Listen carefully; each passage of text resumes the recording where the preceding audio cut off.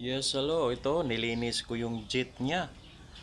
Minsan talaga may nakaharang ng dumi dito kaya magano kayo ng isang maliit na materials na itusok nyo dito hanggang lumusot. Okay? Okay, nakita nyo yung butas nito. Ito yung butas. At ito, kailangang linisin to kasi magpapump to yung ano niya, yung dagom niya.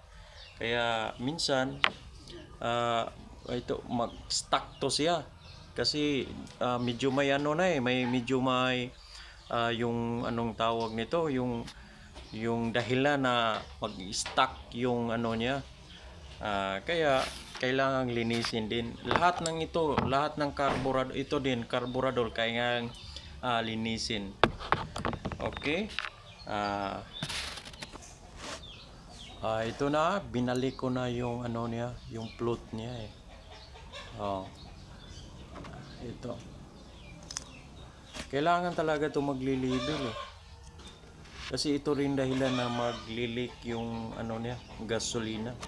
Kasi kung hindi siya pantay, hindi masyadong magano yung magpagpapump niya, hindi pantay eh. Okay? At balik ko nito. Saglit po.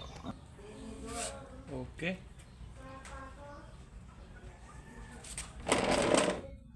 Ito ang dahilan. Naglilik talaga. Ito ang dahilan. Lumabas sa carburetor. Kaya hindi man ako expert ito na mag-ayos. Tinatry ko lang yung ano ko kakayahan. Pero hindi ko talaga kaya. Ito lumalabas sa butas. Kaya nag-overflow siya. Magantay na lang ako ng bago. Kasi nag-order ako ng bago ng carburetor eh. Okay, ito lang. Thank you for watching. Pero pag may kalaman kayo dito, pwede naman kayo mag-advise. Ipopost ko to. Okay, thank you po.